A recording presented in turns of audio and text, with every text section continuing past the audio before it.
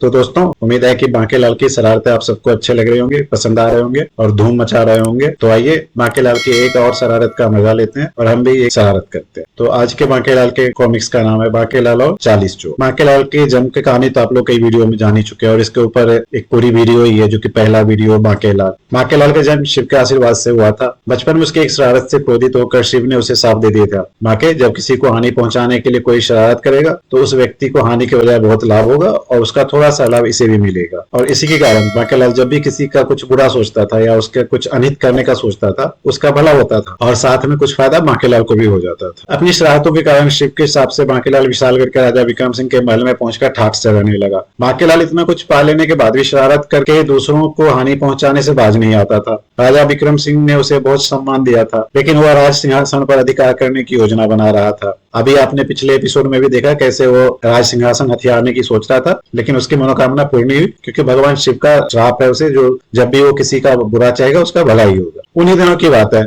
विशालगढ़ के पड़ोसी देश सूरजपुर में चोरों का एक गिरोह अपने आतंक फैला रखा था। राजा सूरज सिंह चोरों को पकड़ने का प्रत्येक प्रयत्न करके देख चुके थे, किंतु एक भी चोर हाथ न लगा था। 40 चोर, 40 चोर, 40 चोर, भागो। जबकि इधर 40 चोर का गिरोह का आतंक बढ़ता ही चला जा रहा था। लूट लो, डाकू आ गए, भागो।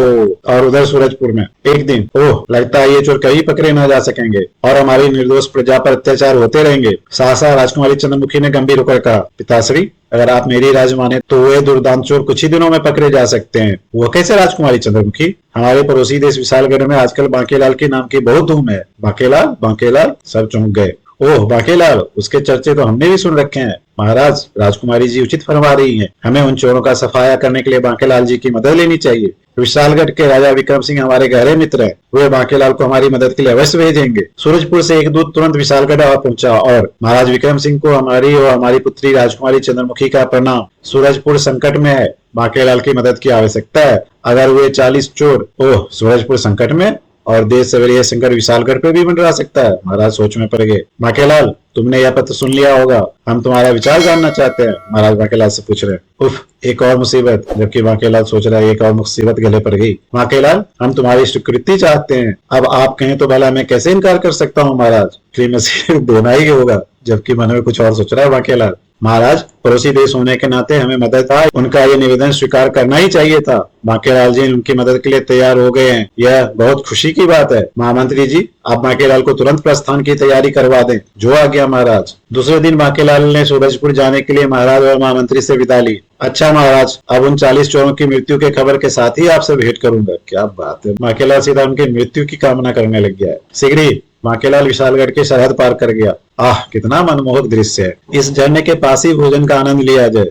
वाह, भोजन इत्यादि से निपटकर वाह, कैसा शीतल हवा चल रही है। क्यों ना कुछ देर यहाँ आराम किया जाए। तो बांकेलाल खाना खा के वहाँ थकान मिटा रहा है और लेटते ही एक विचार बांकेलाल के मन में कौंधने लगा। उन 40 चोरों ने तो लोगों को लूटकर बहुत बड़ा खजाना एकत्रित कर लिया होगा, बिल्कुल अली बाबा और 40 चोरों के खजाने की तरह। काश इन चोरों के खजाने की गुफा मुझे दिखाई पड़ जाती और मैं कहता, खुल जा सिमसिम। बांकेलाल अली बाबा 40 चोरों की तरह सोच रहा है, जो चोरों का खजाना मिल जाए उसे। और मेरे इतने कहते ही गुफा के द्वार पर बहता झरना रुक जाता, गुफा के मुंह पर पड़ा विशाल पत्थर हट जाता, गर्र, और एक विशाल खजाने की गुफा का द्वार मेरे सामने होता। बांकेलाल तो ये सब सोच रहा है मन में कि काश ऐसा हो जाता, लेकिन बांकेलाल जो बोल रहा है वो सचमुच में वहां हो रहा है उस झरने के पास। बांकेलाल उछल पड़ा। अरे कुछ देर बाद ये तो सचमुच गुफा का द्वार है, जो मेरे खुल जा सिमसिम कहते ही खुल गया। इसका मतलब मैं अली बाबा के कहानी वाले 40 चोरों के गुफा में आ गया। बंद हो जा सिमसिम, अगर ये वही गुफा तभी इसका द्वार बंद हो जाएगा। और बांकेलाल के बंद हो जा सिमसिम कहते ही गुफे का द्वार बंद हो गया। गर्र। बांकेलाल शीघ्रता के साथ आगे बढ़ा। एक विशाल खजाना कहीं मेरा इंतजार तो नहीं कर रहा। और यह पल बांकेलाल के महान प्रसन्नता से भरा था। खजाना ही खजाना। तो बांकेलाल उन 40 चोरों के खजाने में पहुंच ही गया। जय भोले शंकर, तेरी जय हो, आज तूने मेरी पुकार सुन ली। बांकेलाल को लग रहा है आज वो सबसे धनी बन गया। अब इस खजाने से मैं एक ऐसा राज बनाऊंगा जहां मेरे जैसे लोग ही रहेंगे। लेकिन तभी वो बुरी तरह से चौंक पड़ा। अरे यह तो गुफा का द्वार खुलने की आवाज है। और सचमुच वो गुफा का द्वार खुलने का आवाज ही था। 40 चोर, 40 चोर। अच्छा, तो वो चोर वहां पहुंच गए अपने सरदार के साथ। फिर एक स्थान पर पहुंचने के बाद ठहरो। एक सरदार मन ही मन कुछ बुदबुदाने के साथ कह उठा, सिमसिम प्रकट हो। और फवारे के बीच लहराती हुई एक आकृति उठने लगी। अच्छा, तो ये एक जिनी टाइप की है। हुक्म आका। बोल सिमसिम, यहाँ कोई आया तो नहीं था? मैंने बाहर एक घोड़ा चरता हुआ देखा। हाँ, तेरा घोड़ा वाला शिकार गुफा में ही मौजूद है आका। नाम है उसका बांकेलाल। और जिनी ने सब देख लिया था। जिनी ने बता दिया। क्या साथियों, पूरी गुफा को घेर लो, दुश्मन को ढूंढकर सिर धड़ से अलग कर दो। यह सुनते ही 40 चोर गुफा के चप्पे चप्पे पे फैल गए। 40 चोर, 40 चोर। यहाँ नहीं, मर गए, यहाँ भी नहीं। बांकेलाल अभी उसी खजाने में छुपा हुआ और सब उसे ढूंढने में लगे। ओह, स्वर्ण मुद्राओं का यह ढेर हिल कैसे रहा? तभी एक डाकू को नजर उस पे पड़ गई। यहाँ क्या छिपा है? अरे बाप रे, यह क्या है? खन। और चोर ने उसे बाहर खींच लिया तो उस चोर के हाथ लग गया बांकेलाल। अरे तुम्हारे पीछे कौन है? बांकेलाल की तरकीब काम कर गई। कौन कौन है पीछे? पीछे तेरे पिताश्री हैं कमबख्त। और बांकेलाल ने नुक्सा अपनाया, उसे पीछे कौन है कह के जैसे उसका ध्यान भटका एक लात दी उसे। धड़ाक। भाग बांके, वरना ये तुझे गाजर मूली की तरह काट डालेंगे। वो हुआ रहा उस गुफा में। पकड़ो, जाने नहीं पाए। पकड़ो पकड़ो, इधर ही गया है। अरे बाप रे, ये तो मेरे ही पीछे आ रहे हैं। कहाँ गया? इधर ही था। बचकर कहाँ जाएगा वो बच्चू? बांकेलाल गुफा के दीवार से चिपका पड़ा है। ठीक उसी पल बांके की नजर एक शैतान पे चिपक गई। वो बिच्छू। बांकेलाल जिसको पकड़ के गुफा के छत से लटका हुआ था, वहां एक बिच्छू आ गया। बचाओ! और बांकेलाल नीचे गिरा। फिर उठकर भागा। भागो, वह रहा कमबख्त, उड़ा दो गर्दन। उफ, कहाँ फंस गया खजाने के चक्कर में। और बांकेलाल सोच रहा है, हे बोले भंडारी, बाहर निकलने का रास्ता दिखा दे। रास्ता। और तभी बांकेलाल को रास्ता मिल गया बाहर निकलने का। लेकिन अरे बाप रे, मैं तो फिर वहीं पहुंचा। वह रहा, अब कहा जाएगा बचकर? तो वो बाहर नहीं निकल रहा था, वो भूल भुलैया की तरह वापस वही जगह पहुंच गया। बांकेलाल लपक कर फिर उसी गुफा में घुस गया और अब वो इस गुफा से बाहर निकलेगा। चलो ये बच्चों, मेरा नाम भी बांकेलाल ऐसे वैसे ही नहीं है, लेकिन बाहर निकलती ओह, चप्पे चप्पे पे चोरी चोर मेरी तलाश में है। भागो, वहरा, पकड़ो शैतान को। बेटा बांके, लगता है आज तेरी कभी नहीं गुफाओं में है। ओह, यह क्या? जैसे बांकेलाल ने मुड़ के देखा, बांकेलाल के पीछे कंकाल था। उई, बचाओ! ओह, मैं तो बेकार ही डर गया, ये तो केवल कंकाल है। चीख की आवाज इधर से ही आ रही है। आवाज चोरों ने भी सुन ली। कुछ देर के बाद, कहाँ गए? आवाज इधर से ही आई थी। तभी, किसे ढूंढ रहे हो? यहाँ तो मैं हूँ। कौन? भूत? बांकेलाल ने उस नरकंकाल को आगे कर दिया। अब बचकर कहाँ जाओगे? बचाओ! दोनों डाकू भागे वहां से, जबकि बांके एक अन्य गुफा के मुंह की ओर लपका। यह गुफा सीधे मुख्य द्वार की ओर जाता सा लग रहा है। हाँ, आ रहा है, होशियार। लेकिन ओह, ये दोनों जाल लेकर मुझे फंसाने की तैयारी में। अभी मजा चखाता हूँ, होशियार। बांकेलाल ने दो डाकू को ऊपर बैठे जाल लेकर देख लिया, जो बांकेलाल को निकलती है उसमें दबोचने वाले थे। कदमों की आवाज आ रही है और पीछे तुम्हारी मौत। आया कि नहीं? कोई आ रहा है। मेरे कूदो कहते ही कूद पड़ना। हाँ। जबकि बांकेलाल पीछे से बोल रहा है, कूदो कूदो। क्या? अगले ही पल, अरे कमबख्तों, ये तो मैं हूँ। तुम? फिर वो कहाँ गया? हो रहा, भागो! बांकेलाल उनको फंसा के फिर भागा, लेकिन इस बार वो भागने में सफल नहीं हो पाया। हाँ, इस बार तो सरदार का हाथ लग गया। हाँ, सब डाकू हंस रहे हैं। इस तिलस्मी गुफा से बच निकलना आसान नहीं है खलील, खत्म कर दो इसे, एक ही झटके में हलाल कर दूंगा सरदार। नहीं। खलील की तलवार हवा में उठी, लेकिन छन, ओह, यह अब कहाँ फंस गई तलवार? नहीं, तलवार सोने के जेवरों में फंस गई थी। खलील, क्या हुआ? तलवार फंस गई थी सरदार, लेकिन अब नहीं छोड़ूंगा सरदार, एक ही बार में बकरे की तरह हलाल कर दूंगा। आई टन! आह! खलील ने तलवार घुमा दी, लेकिन तलवार एक पत्थर से टकराई, पत्थर सीधा खलील के सर पे गिरा। ओह ओह, यह तो गया काम से, लगता है मुझे ही यह काज करना पड़ेगा। सरदार ने खुद मोर्चा संभाल लिया बांकेलाल का काम तमाम करने का। सरदार का तलवार वाला हाथ हवा में लहराया। हाँ, नहीं, साई! अरे कहाँ गया? सरदार, मुझे छोड़ दो, मैं तो बड़े काम का आदमी हूँ सरदार, तुम्हारे काम आऊंगा। बांकेलाल सरदार के चरणों में लेटा हुआ है। देर मत करो सरदार, यह राजा का जासूस लगता है, खत्म कर दो इसे। नहीं सरदार, मैं जासूस नहीं, बल्कि बांकेलाल प्लान बनाने लगा। अगर तुम कहो तो मैं तुम्हें एक ऐसी योजना बनाकर दे सकता हूँ कि राजा का पूरा खजाना पलक झपकती है तुम्हारे हाथ लग जाएगा। राजा का खजाना? हाँ सरदार, गुफा का वो खाली कोना बिल्कुल अच्छा नहीं लग रहा है। अगर वहां राजा का खजाना आ जाए तो गुफा की सुंदरता में 4 चांद लग जाएंगे। बांकेलाल ने जाल बिछाना शुरू कर दिया। सरदार, मैं सूरजपुर की राजकुमारी चंद्रमुखी का अपहरण कर यहाँ ले आऊंगा और फिरौती में तुम राजा का पूरा खजाना मांग लेना, फिर राजकुमारी को मुझे सौंपकर अपने दल में शामिल कर लेना। बांकेलाल ने मस्त आइडिया दिया है। सरदार, ये राजकुमारी को नहीं, सैनिकों को लेकर आएगा। अगर तुम्हें यकीन नहीं होता तो तुम अपने 2 आदमी मेरे साथ भेज दो, जो हर पल मेरे साथ मेरे अंगरक्षक बनकर रहेंगे। अगर मैं कोई गड़बड़ करूं तो मुझे वहीं समाप्त कर दे। बांकेलाल ठीक कहता है। सरदार को बांके की बात जच गई। ठीक है बांकेलाल, हम तुम्हें एक मौका देते हैं। अगर तुम राजकुमारी को ले आए तो हम तुम्हारा विवाह राजकुमारी से करके तुम्हें अपने दल में शामिल कर लेंगे। सपुआ, बिछुआ, तुम दोनों इनके साथ जाओ और नंगी तलवारें हमेशा हाथ में रखना, समझे? समझ गया सरदार। तो ये सरदार ने अपने 2 साथी सपुआ और बिछुआ को बांके के पीछे लगा दिया है। इस प्रकार बांकेलाल सपुआ और बिछुआ के साथ सूरजपुर की ओर चल पड़ा। उफ, मैं तो कुछ दिन चैन और आराम से बिताने के लिए निकला था, ना जाने कहाँ फंस गया। बांकेलाल, महल निकट आ रहा है, अगर चालाकी की तो हम तो मरेंगे लेकिन तुझे भी नहीं छोड़ेंगे। मुझे मरना नहीं है भैया। दोनों डाकू चेतावनी दे रहे बांकेलाल को महल के मुख्तियार पे। ओह, महाराज से कहो कि बांकेलाल आए हैं। बांकेलाल, महाराज आपका ही इंतजार कर रहे हैं, लेकिन आपके साथ ये दोनों, ये मेरे अंगरक्षक मेरा मतलब अंगरक्षक हैं। ओह, आप भीतर आ सकते हैं बांकेलाल जी। चलो भाइयों। महल में महाराज सूरज सिंह ने बांकेलाल का भव्य स्वागत किया। आइए बांकेलाल जी, हम तो कब से आपका ही इंतजार कर रहे थे। उफ, कमबख्त बिल्कुल पास पास खड़ा है, कान में फुसफुसा नहीं सकता। जबकि बांकेलाल की तो हवा टाइट है, सोच रहा था कि कान में कुछ बोल दो, लेकिन वो भी नहीं हो रहा है। वाह, क्या बांका जवान है बांके। जबकि राजकुमारी और सहेलियां सोच रही है बांकेलाल तो बांका जवान है। पर बांकेलाल जी, ये दोनों शस्त्रधारी कौन है? ये मेरे अंगरक्षक हैं महाराज, ये मेरे से चिपके रहते हैं। महाराज का आदेश है ना। अब क्या करूं महाराज, विक्रम सिंह मुझे इतना चाहते हैं कि वो अपनी आधी सेना ही मेरे साथ भेजना चाहते थे, किंतु मैंने केवल इन्हीं ही चुना है। क्यों मित्रों? हाँ हाँ हाँ जी हाँ। बांकेलाल, कुछ भी करो पर उन 40 चोरों को पकड़ो या समाप्त करो। आप चिंता मत कीजिए महाराज, बस एक बड़ा सा संदूक जिसमें कुछ पत्थर भरे हो मंगवा दीजिए, फिर देखिए बांकेलाल का कमाल। तो सूरजपुर के महाराज बांकेलाल से विनती करें कि 40 को पकड़कर समाप्त करने के लिए, और बांके अपनी योजना बना रहा है। और संदूक का बांकेलाल क्या करेगा यह प्रश्न किसी ने नहीं पूछा। और फिर उसी रात्रि, कार्य बेहद जोखिम भरा है, सावधानी से होना चाहिए। चिंता मत करो, मैं राजकुमारी को ले आऊंगा और किसी को कानो कान खबर भी नहीं होगी। मैं यही बांकेलाल के साथ रहता हूँ। तो ये लोग राजकुमारी का अपहरण करने का योजना बना रहे हैं। सपुआ राजकुमारी चंद्रमुखी के कक्ष को जाने लगा। देखो, जब तक सपुआ राजकुमारी को लेकर आती है तुम इस संदूक को खाली कर दो, और तुम मौका पाकर राजकुमारी की जगह मुझे इस संदूक में बंद कर दो। मजबूरन बांकेलाल को ही संदूक खाली करना पड़ा। बेटा, गिन गिन कर बदले ना लिए तो मेरा भी नाम बांकेलाल नहीं। और मन ही मन बांके सोच रहा है, अब ठीक है ही। कुछ ही देर में सपुआ राजकुमारी चंद्रमुखी को ले आया।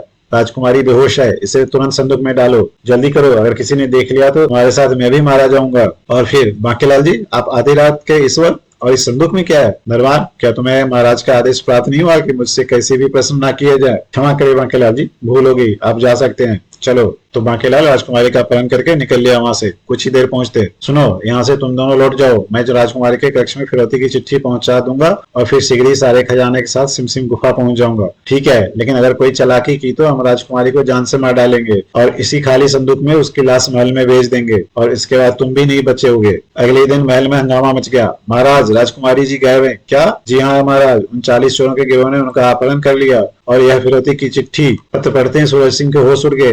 महाराज सूरज सिंह, राजकुमारी की सलामती चाहते हो तो पूरा राजकोष बक्सों में भरकर किसी एक आदमी के हाथ पहाड़ वाले दरिया के किनारे भेजो। 40 चोर ने फिरौती की चिट्ठी छोड़ी है महाराज के लिए। बांकेलाल जी, यह सब क्या हो गया? ना जाने वो मेरी बच्ची के साथ क्या सुलूक करेंगे। आप कुछ करिए बांकेलाल जी। और बांकेलाल मन ही मन कुछ और सोच रहा है। इतने में, महाराज, हमें आपसे कुछ कहना है। ये रात वाले वो दोनों सैनिक है जो रात में बांकेलाल को संदूक लेके जाते देखा था। जो कहना है जल्दी कहो। मेरी बच्ची। जबकि महाराज तो बहुत चिंतित है। महाराज, बांकेलाल जी को दोनों अंगरक्षक कहीं दिखाई नहीं पड़ रहे। महामंत्री ने तुरंत प्रश्न किया। बांकेलाल जी, यह तो हम भी बहुत देर से महसूस कर रहे हैं। कहाँ है आपके अंगरक्षक? अब बांकेलाल बहाने बना रहे। जी, वो हम बताते हैं महाराज। वे दोनों अंगरक्षक रात में ही एक संदूक के साथ बांकेलाल जी ने कहीं फरार कर दिए हैं, और उस संदूक में क्या था यह तो बांकेलाल जी जाने। तो दोनों सैनिकों ने रात वाली घटना बता दी सबको। ओह, उस संदूक में पत्थर भरे थे।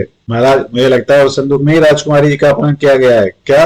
बोलो बांकेलाल, क्या यह सच है? और अगर नहीं तो फिर तुम्हारे अंगरक्षक संदूक के साथ रातों रात कहाँ गायब हो गए? बोलो बांकेलाल, चुप क्यों हो? महाराज और महामंत्री बांकेलाल पे दबाव डाल रहे हैं। ओह, अब सच्चाई प्रकट करने का वक्त आ गया है। बांकेलाल मन ही मन सोच रहा है। दूसरे क्षण, महाराज, लगता है अब तो सब कुछ बताना ही होगा। हाँ महाराज, वे दोनों मेरे अंगरक्षक नहीं बल्कि 40 चोरों के साथी थे। क्या? जब मैं विशालगढ़ से चला तो न जाने कैसे उन्हें इस बात की खबर लग गई, और अगर तुमने हमारा काम न किया तो हम अभी तुम्हारा सिर धड़ से अलग कर देंगे। तो बांकेलाल एक झूठी कहानी सुना रहा है। और महाराज, मजबूरन मुझे उनके 2 साथियों को अंगरक्षक बनाकर महल में लाना पड़ा, लेकिन तब तक मैं उन चोरों के गिरोह का समाप्त करने की एक तरकीब भी सोच चुका था। और महाराज, अब मैं उन सबको उन्हीं के फेंके जाल में फंसाऊंगा।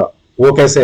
महाराज पूछ रहे हैं। जबकि बाकी इधर कुछ और प्लान बना रहा है महाराज के सामने। एक संदूक में स्वर्ण मुद्राएं और शेष सभी संदूक में सैनिकों को सिमसिम गुफा में ले जाकर। वाह महाराज, बांकेलाल जी ने जो योजना पुख्ता तैयार की है। तब देर किस बात की, आज ही योजना के कार्य आरंभ हो। हे भगवान, मेरी पुत्री की रक्षा करना।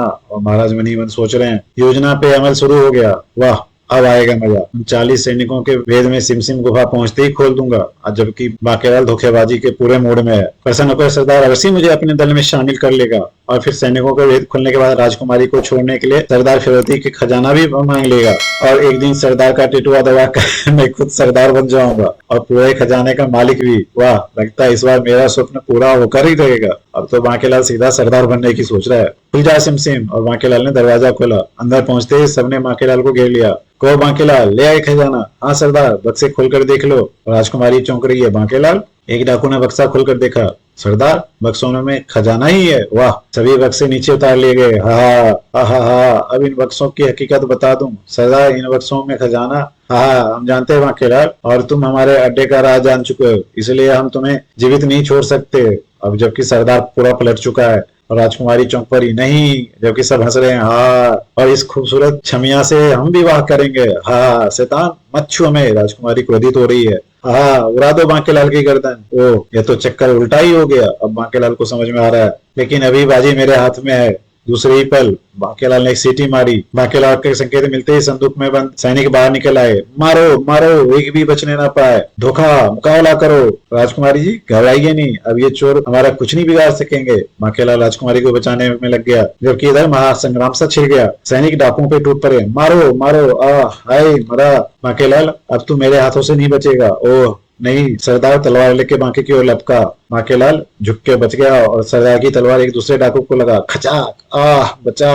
नीचे बैठने के साथ ही बांकेलाल ने सरदार की दोनों टांगे पकड़कर खींच ली। ओह, मेरी गर्दन उड़ाएगा? कहानी सरदार, अभी मजा चखाता हूँ। तो बांके ने सरदार को गिरो दिया। बांकेलाल सरदार की छाती पर चढ़ बैठा। ले, उड़ा मेरी गर्दन, उड़ा। और बांकेलाल शुरू हो गया। दे दनादन, दे मुक्का, धूम धूम। ओह, क्रोध से गरजते हुए सरदार ने तलवार वाला हाथ ऊपर उठाया ही था कि फटाक, हाय मर गया मैं। राजकुमारी चंद्रमुखी कहीं से रस्सी ढूंढ लाई और कमबख्त मुझसे विवाह करेगा। अभी पता चल जाएगा जब तुझे उल्टा लटकाऊंगी। ओह राजकुमारी, तो राजकुमारी ने बांके को बचा लिया। उधर सैनिकों ने भी सभी चोरों पर विजय प्राप्त कर ली। फिर सैनिकों, सभी नामराज चोरों को इन बक्से में बंद कर दो और सारी गुफा पर अपना कब्जा कर लो। मर गया। बांकेलाल घायल पड़े बिछुआ के निकट पहुंचा। ओह बिछुआ, तुझे तो मैं बिच्छू से ही कटवाऊंगा। और बांकेलाल ने एक बिच्छू रखा हुआ था, उसने बिछुआ पे छोड़ दिया। नहीं बांकेलाल, मुझे क्षमा कर दो। बिच्छू, मैंने छोड़ दिया है। अगर ये तुझे काटे बिना निकल गया तो समझ कि मैंने बख्श दिया। नहीं ही, अब भला मैं अपनी काटने की आदत से बाज थोड़ी नहीं आऊंगा। ही, बिच्छू सोच रहा मनीपन, यह क्या मैंने इस बंदे के साथ पंगा। और बिच्छू ने काट लिया उसको और वो बंदा चीख पड़ा। वाह, यह राग सुनकर मजा आ गया मुझे तो। पर अब खिसक लेने में ही भलाई है। तो बांकेलाल की तरह बिच्छू भी मजे ले रहा है। बांकेलाल सपुआ के पास पहुंचा। और सपुआ, तू भी तो मेरा अंगरक्षक बना था ना, तुझे मैं इस पोटली में बंद सांप से ही कर डसवाऊंगा। तो बिछुआ के लिए उसने बिच्छू और सपुआ के लिए बांकेलाल ने सांप लाया। माफ कर दो बांकेलाल, मुझे सांप से मत कटवाना। लेकिन बांकेलाल ने पोटली सपुआ के ऊपर पलट दी और एक सांप सपुआ पे छोड़ दिया। देखो राजकुमारी जी, रस्सी देखकर तो इसके प्राण निकल गए। सांप अच्छा, तो सांप नहीं था, रस्सी था। सांप देख लेता तो शायद इसकी साथ पुश्तें मिट पैदा होती। वाह बांकेलाल, तुमने तो कमाल कर दिया। महाराज बांके की प्रशंसा कर रही है। अंत में जब चोरों के खजाने से गुफा खाली कर ली गई, क्यों सरदार, अब कर दूं तेरी गर्दन धड़ से जुदा? नहीं, मुझे क्षमा कर दो। नहीं बांकेलाल, इसे जीवित मत छोड़ो। नहीं राजकुमारी जी, इसे मारकर मैं अपने हाथ गंदे क्यों करूं? इसे ऐसे ही लटका रहने दो। यहाँ लटके लटके एक दिन इसके प्राण निकल जाएंगे। नहीं, मुझे अकेला छोड़कर मत जाओ। तो बांकेलाल ने सरदार को गुफा में उल्टा लटका दिया और चल लिया वहां से। गुफा से बाहर निकलते ही बंद हो जा सिमसिम, और गुफा बंद कर दिया। जबकि भीतर सिमसिम, प्रकट हो सिमसिम। सरदार सिमसिम को बुला रहा है। हाँ, आखिर तूने भी वही भूल कर दी ना जो एक दिन अबू हसन और उसके 40 चोरों ने की थी। स्त्री को यहाँ लाया। अब परिणाम होगा, मैं केवल उसी को ही आका मानती हूँ जिसके पास 40 चोरों का दल होता है। अब तू अकेला है, मैं जा रही हूँ। नहीं, तो सिमसी नाम की जिनी भी चली गई वहां से। और उधर महल में मेरी बच्ची पिताश्री, अगर आज बांकेलाल जी ना होते तो शायद आपकी बेटी मर गई होती। चुप खड़ा रहा बांके, तेरी योजना की तो टांग टूट चुकी है। जबकि बांकेलाल ऊपर ऊपर मुस्कुराया, मनी मन सोच रहा है फिर उसकी योजना बेकार गई। बांकेलाल, हमें तुम पर और विशालगढ़ के महाराज विक्रम सिंह पर नाज है, जिनके पास तुम जैसा हीरा है। यह तो मेरा फर्ज था महाराज। बांके लंबा फेंक रहा है। और फिर जब बांकेलाल वापिस विशालगढ़ की ओर रवाना हुआ, बांकेलाल जी, यह सफेद गुलाब का पुष्प आपको हमारी याद दिलाता रहेगा। ओह धन्यवाद राजकुमारी जी। काश पुष्प की जगह राजकुमारी ने मेरे गले में वरमाला डाली होती। बाकी थोड़े से कहाँ मानने वाला है। तो दोस्तों ये था बांकेलाल का एक और कारनामा। उम्मीद है आप लोगों को अच्छा लग रहा हो। बांकेलाल की धूम मचाते हुए वीडियो देखते रहिए, और अगर बांकेलाल का वीडियो आपको पसंद आ रहा हो कृपया इसे लाइक और शेयर करें तथा हमारे चैनल को सब्सक्राइब करें। धन्यवाद।